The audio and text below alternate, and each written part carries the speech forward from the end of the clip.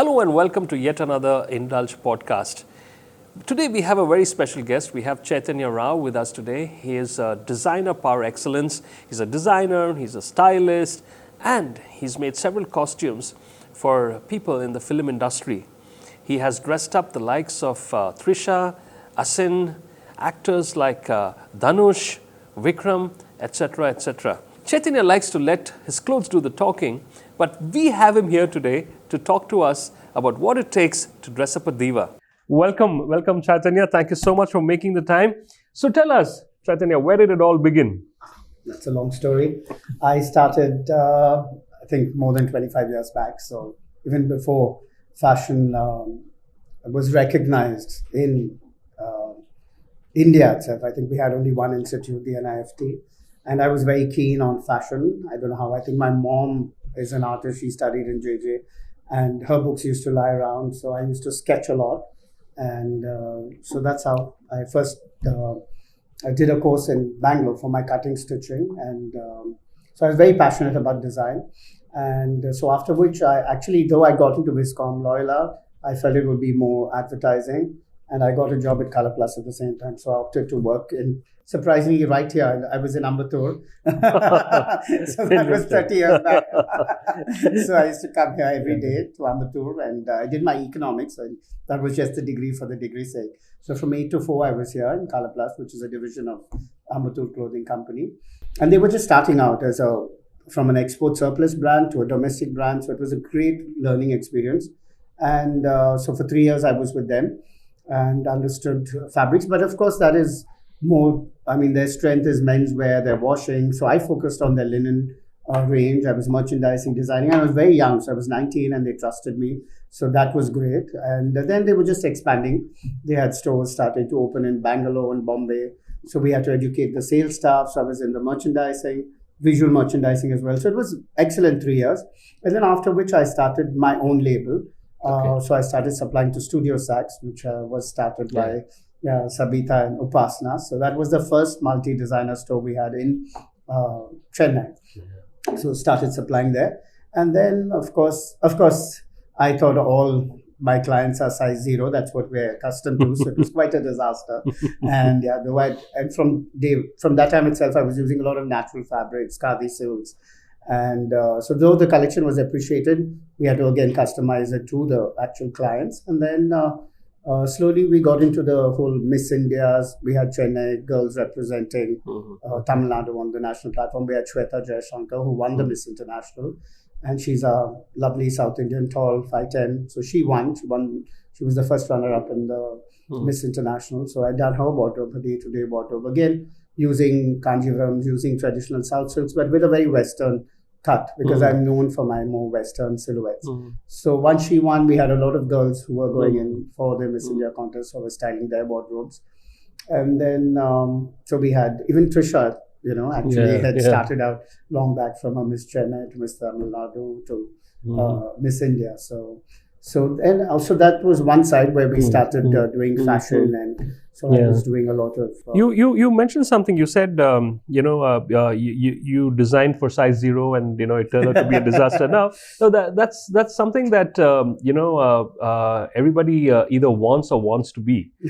So how difficult is it for a designer really to design for somebody who may not be size 0 or wants to look size 0? Yeah, I think even the problem was also my sister, who was my muse. She was the one who I was stitching clothes for all. She was the sample one. She was almost a size 0. She had a 26 waist. Now, so we made it all very slim and things like that. So it is quite a challenge. And the thing is, earlier also, I think we were exposed to a lot of Western fashion, Paris, France, where, the women tend to be, shapeless. They have a 34-inch hip.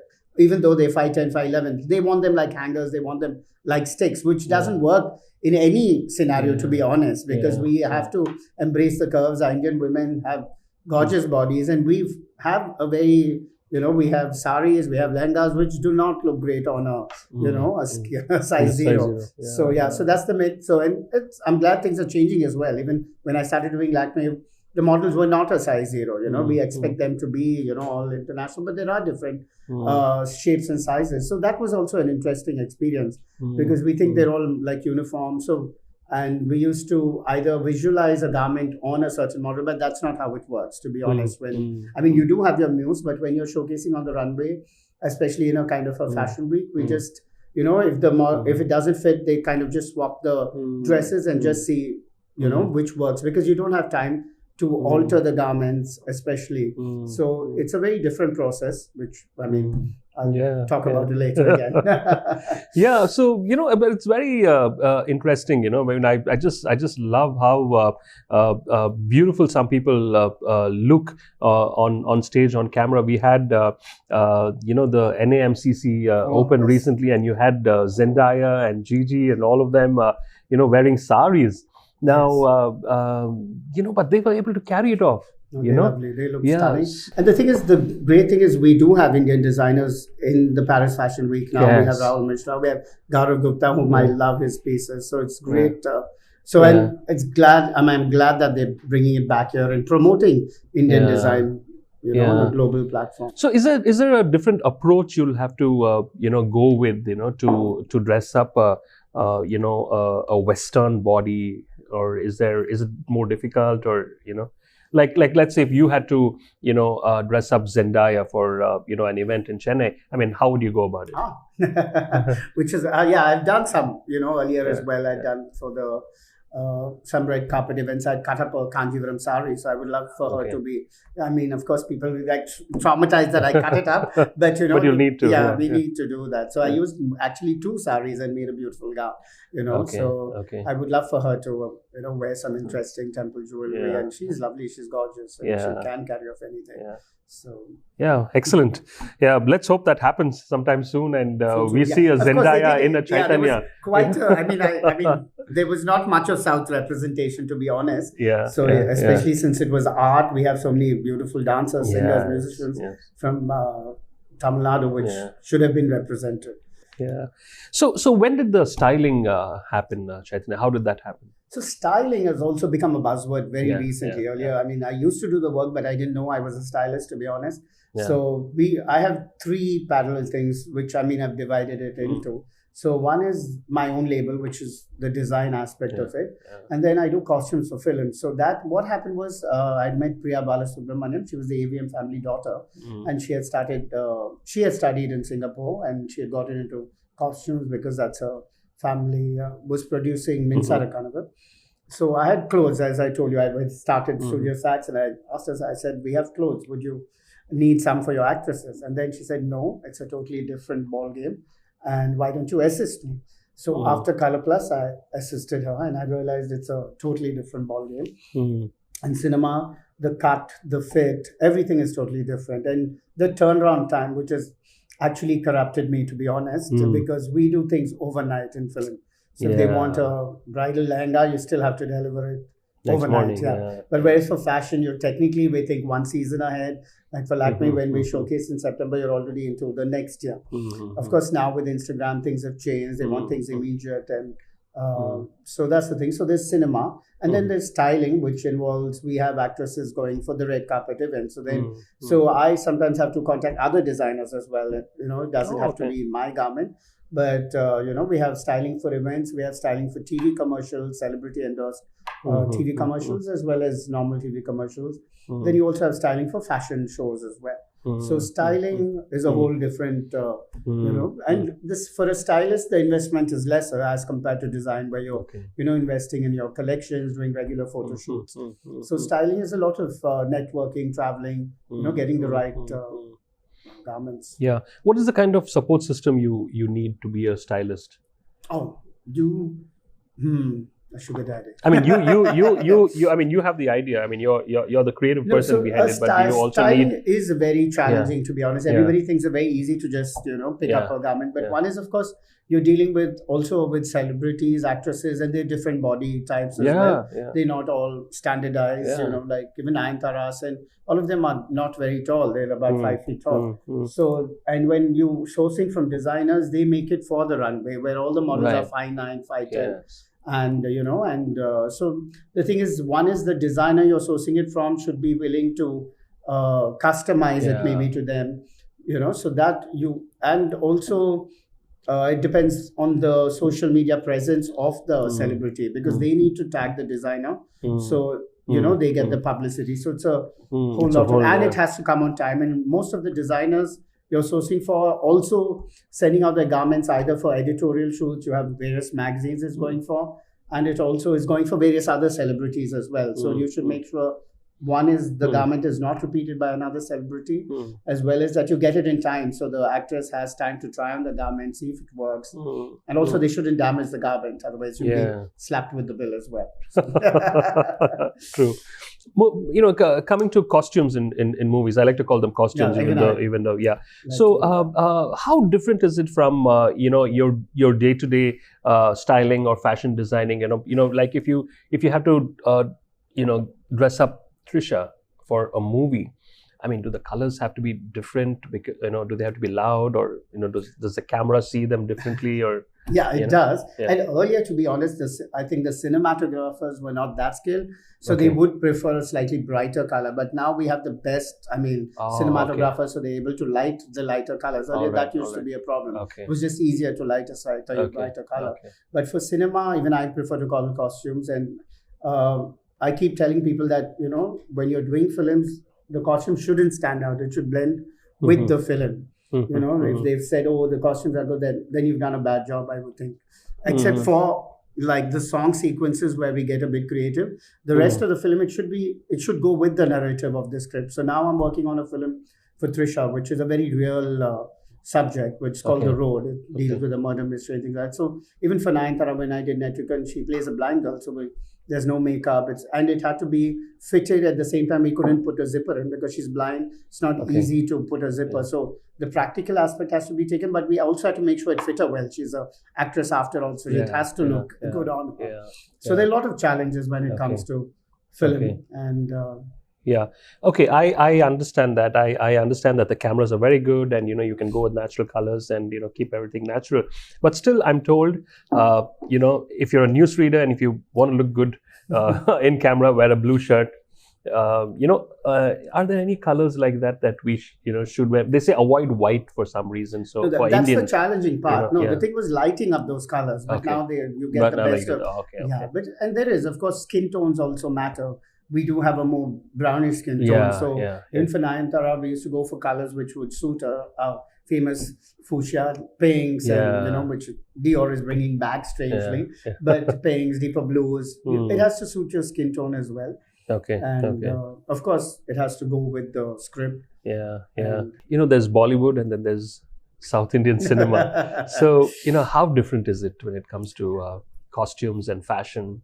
It used to be very different, to be honest, but now I think there's a lot more, similarities, because a lot of them are doing both. We have, and a lot of them are exposed. We have a lot of actresses as well coming in, and in Telugu, most of the actors are very well traveled, so they're very exposed to fashion as well. But I would say, from 20 years from when I've started to now, there is a lot of change, but still South, we still tend to go for the more fitted silhouette.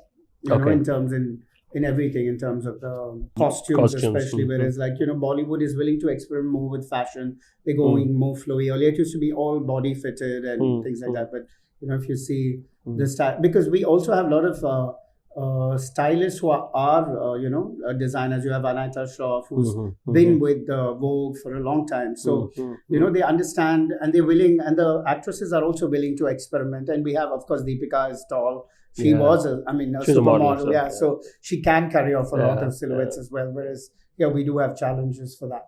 Okay. And when you are dressing up a film star, are there any compromises you need to make to, match your aesthetics to theirs, or are there? It is tough, to be honest, because especially when I started, it's very difficult to hear for them to listen to you. But now they're, of course, willing to listen and take pointers and things like that. But it is tough. It's not, that's why the fashion weeks, and when I do Lakme, it's more my baby. But whereas films are more director's medium. So, and not just the director, you're dealing with everybody there. So it's a cinematographer, it's the director, and of course the artist. And if it's a song sequence, you have to make sure the choreographer is also on board. So it's definitely, I think it's a quarter of your, but of course you have to make sure that it's your aesthetics finally which comes across. So what is the creative process like? I mean, they discuss the theme with you, and then they tell you what they want, and is that how we go about it? Yeah, we do, because it's very challenging film-wise, because one is some of the costumes you also need a +1 or a +2 in case there's any blood coming onto it, or if there's a rain scene. So you have to ask them clearly, because once you've designed an outfit and then sometimes the fabric is not available after that, and they do that. They come to you suddenly after a month and say, "Sir, we need one more, for a costume." And I'm like, "Oh God, how do we do that?" But that's the challenge. We do that, but we very clear. We get a scene-wise description as to what is happening, and normally we do it schedule-wise. Very few films we do a continuous schedule, so it's normally about 10 to 15 days. So we have 10 days of pre-planning, and then we go into shoot for 10 to 15 days. But now we make sure everything, the fitting, everything is done before, so that there's no stress last minute. So what's the most challenging costume you ever made? I think each film has its challenges, to be honest. So even when I did Asin's costumes for Gajini, I mean, I wanted to challenge myself. So I went out of Chennai, we went to Bombay, those things. So, but those were very real, no? I remember Asin in Gajini. And she was known for a very South Indian look. So we had to, and we had Banu to handle the makeup. So that really lifted it as well. And so each time, and for Simran, when she did Telugu movies, sometimes we had to source even out of the country. That time we didn't have access to brands like you don't have your Zara's, you don't have and now that it's available, we still don't want, because everyone has access to the same brand. So then you have to keep challenging yourself, and and people keep asking, "Oh, you're just picking up clothes," but the point is it has to be sourced correctly as well.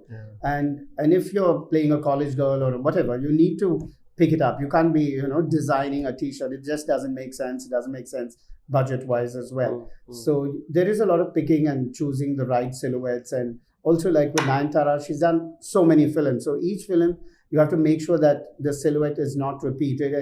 And sometimes they work with 2-3 stylists. So she's already in another project. So some idea which we bounced to, they might be already doing it on another film. So it's very challenging. Each film is a challenge. And it's always great, of course, to see your outfits on screen after that. And in a way, it's its own fashion parade. In that so that's sense, what I was saying. Right? Now at least film and fashion has met. In fact, I'm going to bring up Nayanthara again. I'd done Tani Burwan, the song for her. And the director had wanted a more typical glamorous on the beach kind of a look. But then we said, no, let's do something, flowy and floral. So we did floral gowns, and each gown took about 30-40 meters. And that was a big hit. And that's when I saw fashion and film, kind of coming in together. Yeah, especially in a place like Chennai, I think people mimic the fashion sense of all the actors. And yes, because in fact another store told me, we copied your design. I'm like, I don't know if I should feel flat or angry. But it's good. A lot of them do mimic it. Yeah, imitation is the best form of flattery. Great. So how symbiotic are relationships with a stylist and a fashion designer? Let's say you work with fashion designers, so how symbiotic do you think it needs to be to? The thing is, the problem is I do both. Very few people do both design and styling. So it is a very symbiotic relationship. So that's why it's important for stylists to visit the fashion weeks, meet the designers, and because finally it's about who you meet, who you can source the outfits from. So it's a very symbiotic relationship, and because the designer has to trust you, because each garment is, first of all, it is, some of them are works of art. They have to send it to you, and it shouldn't get damaged as well. So, and they should be able to deliver it to you when you need it, because there are a lot of pressure, and as I said, a lot of sourcing requests happen, because when a designer showcases the collection, they showcase about 30 to 40 pieces. So those some designers just use them as sample pieces, and then they produce more of it for the different stores. So those pieces are the ones which go out for the red carpet events or any other. So it's very important that you have good relationship with the stylist, and but the stylist at the same time should not misuse it and shouldn't damage the garment, and make sure the garment reaches back on time also, the turnaround time. Sometimes they just end up keeping the garment for too long, and the designer sometimes loses our clients, or sometimes they damage the garment and just send it back. So it's a very, it's a tricky thing. Coming back to, fashion designing, how do you, stir up your creative process? I mean, how do you go about it? I mean, are there, is there something that you do to, before you sit down to design or work? To be honest, we never know where the inspiration can come from. Okay. Of course, now we try gone into a more commercial line, but it can be anything. For me, usually the fashion shows, fashion weeks are the ones which push us to do something more. So my first fashion week, I was inspired by The Silence of the Lambs. So it wasn't. I mean, it wasn't as dark. It was just a simple line which Hannibal tells. What's her name? Jodie Foster. I don't know what her Clarice. I think it's you covet what you see. That's what. So the thing is, I wanted my garments. What you see, you have to covet it. So it was a very simple philosophy. Okay. And so we played with a lot of, and I got a very good response. It was on the front page of the newspapers in Bombay. So I started with a mask and things like that. And I'd done hand embroidered moths. And one more collection was inspired by a graphic novel, Neil Gaiman's. So there were two levels, So I done one which was very, like British because it was set there, and one which was very goth and they have leather. So I do a lot of leather as well. So I've been associated with the leather show for a long time. So it's very challenging. So what is it about leather that excites you? Is it the thing was, to be honest, I got into it by accident, and so the leather show used to be one of the best shows here. Before our fashion weeks happened, there used to be two shows. Hemant Trivedi was one of the top choreographers, and he used to do the Femina Miss India. So the three Miss India, so Aishwarya Rai, Deepika, all have first walked here before they do any other show. So it used to be all supermodels. You have 32 to 36 of them, and there'd be two shows, 4 o'clock, 7 o'clock, one for the buyers, one for their guests and things like that. And it's a very challenging medium, to be honest. And so I first got in, first was because leather is a very big market. A lot of the biggest brands manufacture, from Dior to Diesel to anything, Valentino, Versace. So the companies I work with manufacture for all these brands. And so it was interesting to see the techniques, what could be done with leather as well. And initially we started just styling. That time, again, we didn't use the word styling. Like, one is showcase what they've already manufactured, but at the same time, we have to put the colors in mind and of course design new pieces as well. So in fact, once I did a bridal gown in leather, so Netra wore, so that was a stunner. And we always just like to push the boundaries, and luckily they trusted me as well. So it was, very challenging, and there's different kind of applications which they do, from foil printing to tie and dye on the leather, hand painting. Like a washed look. So it's very interesting. So that's why I go back, and it's just to open my mind. And of course, it's a byproduct. It's, that's what they said. It's not, it's a byproduct of the meat industry. It's not leather. It's not, sourced only for the garment industry. It has to be a byproduct. That's the rule. So it is kind of sustainable as well. So. We're coming to that. So, did you have to go back to school in some way, when you had to learn about this, how to work with leather?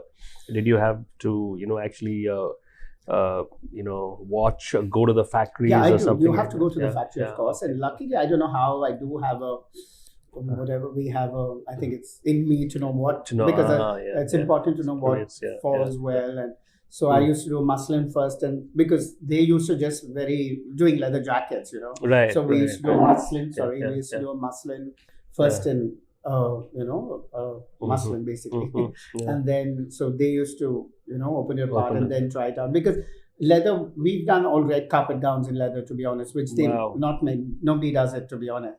So it was a challenge for them as well. So they'd reconstructed. So it was a mix of my aesthetics and their skills and their technology. So they have cutting edge technology, to be honest. So it was very interesting, eye-opening for me. So every time we, showcase, the buyers would really appreciate the kind of things we've done. Yeah, that's amazing. So okay. So sustainability, you said it. So is it just a buzzword, or is there an actual movement that you're seeing? One is, I want to say that earlier, I think predominantly the Indian market, it was a very sustainable market. It's only because of the fast fashion labels which have come in and, the Western influence.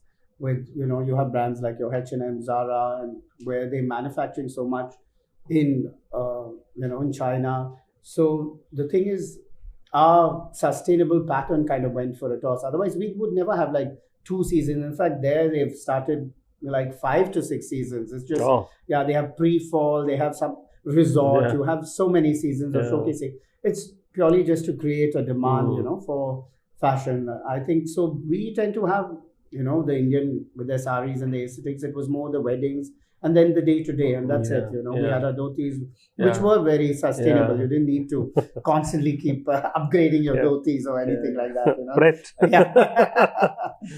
So, but I'm glad that there's more awareness also, because now people are aware that there is, a fast fashion culture, but it's still very difficult. We can't blame the youth of today to go opt in for, and we can't compete in those prices because the kind of volumes, the kind of fabrics, the kind of dyes which they're using. So we tend to use more organic fabrics, which because that depends on your aesthetics as well. So sustainability, I'm glad that people are looking towards it. And from day one, as a brand, I always used to use like pure fabrics, pure georgettes, which last longer. And though we keep the styles, very trendy, it does last long. I have people still saying that, we still have your pieces. I'm like, oh God, that's dangerous. You have to come back and shop. But, the quality is important. And that's why they keep coming back. And Chennai is a very quality conscious market as well. So sustainability in terms, just being the buzzword. I'm glad, we are talking about it. We are talking about it, and there's more awareness about it. And, a lot of celebrities have also helping out in their own way by, repeating their clothes. So, so is that... As long as they should repeat it in the confines of the house. But for the red carpet, we do need a little... We don't want to see them repeating between you and me. And is it also bad for business? No, I don't. No, they should, because we do. We all repeat our clothes. You should. But the red carpet and the runway is, it is fantasy, to be honest. The Bollywood or Hollywood stars. I'm glad, but some of them are, they are getting vintage pieces, like Zendaya wore a vintage Versace.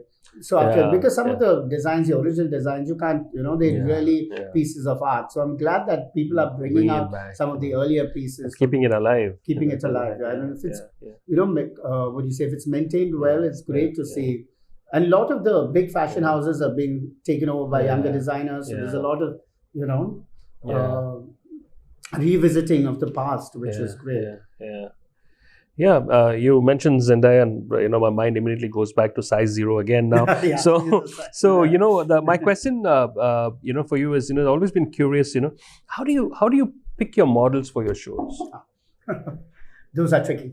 But normally, to be honest, they're already pre-selected. So we don't, if it's a fashion week, if it's Lakme, we don't interfere unless, but of course now you do have a lot of diversity, inclusivity coming in. And, we have a whole variety, different body shapes. But are we really inclusive? Are we inclusive? See, our Indian market, to be honest, from day one is inclusive. We're just calling it a plus size, which was never, that was how we Indian men, women are. There's, different body shapes. It is, I think from day one, our salwar kameezes, our saris, for any body type, to be honest, it's not so it's just that it's being represented on a more larger scale. It's coming back from the West to us. And, even the Dior show, had a dusky, darker skin model, which I'm which here itself we don't tend to use. I'm trying to find and fight for it. But, there's a lot of a bias to the skin color towards everything. So when you say you're trying, you're fighting for it, are there some challenges that you're facing? No, see, but also the thing is, they have to meet the standards. They should walk well. That's why that's important, because everybody says inclusivity and body positivity and things like that. But even if you're plus size, you should be able to walk. They're lovely, plus size models, but they have to be able to carry off the garments finally. That's what it's about. They have to be. The confidence is key for fashion more than anything else. What are the 5 most important aspects of fashion for someone who's just starting out, Chaitanya? 5? We normally say there are 3, I think. Okay. I hope I remember. Let's go with 3. No, when you're learning fashion especially, I think the finish is very important. Finish, I think even that's one thing which even colleges here forget to, train the students on. The finish is very important. Then the fit, of course, and then the fabric. Yeah, so the choice of fabrics are important. If you invest in good quality fabrics, automatically your fit and your finish and your fall, everything come into place. So I think those are the three F's in fashion. Okay. Yeah, and have you had any problems with any clients? Are there any fussy clients that you've encountered, and how do you handle them? Most of them are. I mean, that's why they come. That's why it's bespoke. That's why it's customized. So that's why you have to cater to the demands, and So your patience, I think, is the key. We deal with a lot of celebrities, so you have to be patient. You have to make sure everybody's happy at the end of it finally, and especially film, because they're going to perform. It's not just the runway. Even similarly with the bride, she's either going to be dancing, she's going to be she has to be comfortable. It's not just that you have to force your ideas onto the client. So comfort is key, I would think. Yeah, but what if somebody has like really terrible taste? I mean, how do you they shouldn't be coming to me. No, how do you but we have to, I guess, subtly direct them in. Okay. So do you take time to explain to them? Do you or do you just tell them to find the next designer? No, not that one. No, client. We have to guide them. I mean, that's our job. So when if they can, So do you take pictures and show them or something like that, and fit them and then show them, tell them what's good for them? Because normally it would be that they would have come for a certain occasion. So we definitely guide them in terms of the fabric, and either we sketch out or send them a reference. And tell them what suits them in terms of everything. We give them direction in terms of hair, makeup. Some of them we also send them to the right person who will cut their hair in the right manner, because finally they're representing you as well. At any event. So as a designer, do you get paid for all those inputs of the time you spend on them, or is it just the finished product? I think it's just the finished product. Just the finished product. Unless it's styling, if it's styling, then the time comes in. Okay. So what are you working on at present, Chaitanya? We heard you're involved with some shoots and you've been busy the last couple of days. Yes. We do. We love. Now summer's coming up, so time to show off our summer collection as well. Okay. So I'm going to trouble you soon. So we do. I mean, we do a lot of shoots. So that's what you've been busy with right now. Yeah. So we did a couple of TVCs. Okay. A couple of. Now I'm just planning my little summer soiree, and do a little pop up. Would you like to tell us about it? I mean, your collection. No, because now also, as I was saying, so people are traveling a lot, especially post the pandemic. And so the line is very summery, very resort. People are off to the Maldives. People are off to, they want a break. So we're doing a lot of, shimmer. But, people want to have fun now. That's the bottom line. So, okay. But lighter fabrics. Chennai is so hot, and that's a similar, for all the other places around this area. So people want a quick getaway. Okay. And, so they should be coming to me for that. Where does your inspiration come for this new collection? Is it just travel, or is there something else that inspires? As I always say, I think the woman is my inspiration, to be honest. Though I do menswear as well, but so we shot with Rise also recently. It's the confident woman of today. The problem is, or whatever, I still do a more fitted silhouette. I don't know if it's my film influence, but I like to, keep it a little more fitted. Yeah. So I do a lot, and I'm known more for my Western wear, and so I think that's the inspiration, rather the summer of Chennai and Western. Keep it light and keep it sexy. Okay. And anything else that's special about it in terms of fabric or? We do. I love draping. I mean, keeping it a little. Because with Western wears, there's not much embellishment. We don't do too much embroidery, which is a tough. Because India, they love embroidery, so it's a very tough concept for people to appreciate a good cut and a good finish. So, but my styles are, we do a lot of draping, a lot of pleating, a lot of intricate work. And of course, we love, also adding a lot of the Indian touch in terms of mirrors. And yeah, so, we like a little bit of shimmer. I think that's the movie influence in me. And yes, we also have a very, organic line happening on the side, which I'm using, what's it called? Muga silk. Huh? That's the one. So it's very light, and I love the way it falls as well.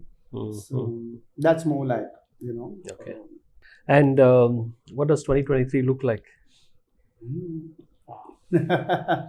Looks good, actually. Looks good, Suddenly my calendar seems to be full. Yeah. And That's good. there are things happening, so we'll hear about it soon.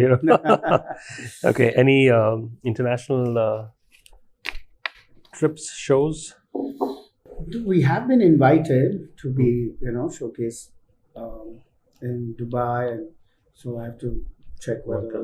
Okay. Because Dubai also is a good market, but it's a different market. It's, again, I think they are more embroidery friendly and more they like their bling, and mine is more subtle. So I have to decide whether to change it towards their aesthetics or whether stick to mine. So that is also a bit of a challenge because finally you do need to sell. So that's the bottom line. So and that's about it. I think travel.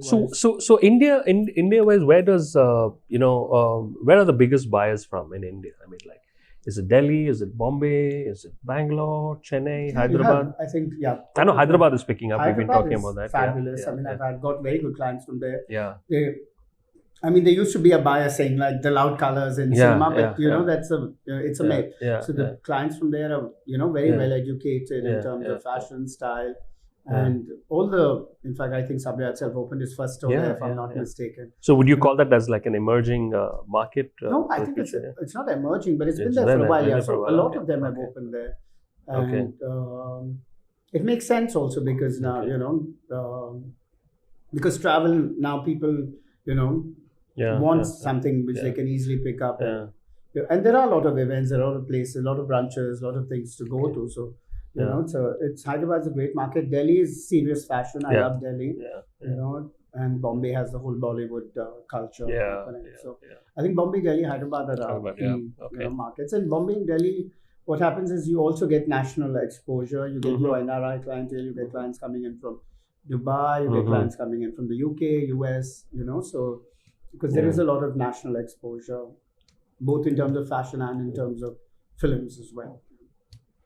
Super. We have some quick fives for you. So you get on the hot seat and you have to answer in less than a second. So who's your favorite designer other than yourself? Oh, other than myself. We have a few. I mean, one is in the international, of course, it's Alexander McQueen. And India would be, we have so many, to be honest, in India as well. But one name. Only one. So I think it would be Alexander McQueen because for his shows were so dramatic, the theatre, the drama, and he's a brilliant. We'll give you one name of in India. So India, I think it would be Tarun Talyani. His finish, his drape, everything. And he liked my clothes at the fashion week. So. That's always important. Yes. What's your worst fashion nightmare? I don't know, actually. Being not relevant, I think that would be, because we have to constantly be thinking a season ahead. You want to stay relevant, and fashion is all about that, being one step ahead. Who, according to you, is the most stylish diva in the Indian film industry? I would have to say, Sonam Kapoor. She really set the bar. Now, of course, we have a lot more people coming in who are, embracing fashion. But she was one of the first pioneers who, was willing to try different silhouettes, not go with the cliched, brands. She would, source different kind of silhouettes from across. Her sister, Ria, really made sure she was on the map as a style icon. So, I would definitely say Sonam from here. And actor? Actor Ranveer, of course. Just fabulous. It's great fun, great energy. What's the worst trend of 2022? Worst, I don't know if it's 2022, but there's a lot of, there was a lot of this acid wash, which I'm not a fan of, but came back, so I hope they keep it hidden away. I don't know, it had no business coming back. Though we did wear jeans in our youth, but it, somehow seems so wrong. So what's the best thing that we can look forward to in 2023 in fashion? No, I think one good thing about 2023, I think, is there are just a lot of what do you say?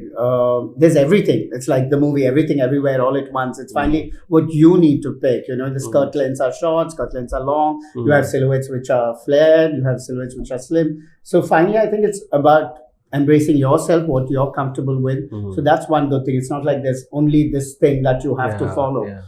So it's finally about what you can, what are you comfortable in, what you want to project. So that's great for 2023. Getting real. Yeah. Getting real. Thank you so much, Chaitanya. Thank you so much for making the time. That was a lovely conversation. And folks, I hope you enjoyed that and you got your little tips on what to do in 2023. Get real. That's the buzzword. Thank you so much. Thank you.